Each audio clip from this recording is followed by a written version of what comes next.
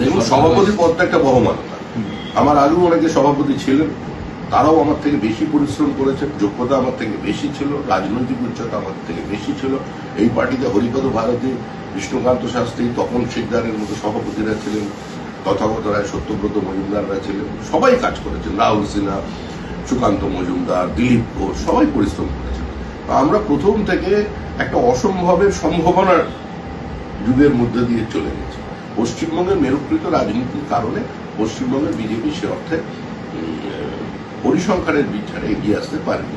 কিন্তু যখন সম্ভাবনা তৈরি হয়েছে, যখন রাজ্যের মানুষ বুঝতে পেরেছে যে পশ্চিমবঙ্গটাকে তারা পশ্চিম বাংলাদেশ হয়ে যেতে দিতে পারে না, এবং পশ্চিমবঙ্গের বর্তমান প্রজন্মের স্বার্থে, ভবিষ্যৎ প্রজন্মের স্বার্থে, শিল্পের স্বার্থে, কৃষির স্বার্থে, আর্থসামাজিক উত্তরণের স্বার্থে যুক্তরাষ্ট্রীয় ব্যবস্থাকে স্বীকার করে কেন্দ্রীয় সরকারের সঙ্গে সমন্বয়ের মধ্যে দিয়ে এগিয়ে যেতে হবে।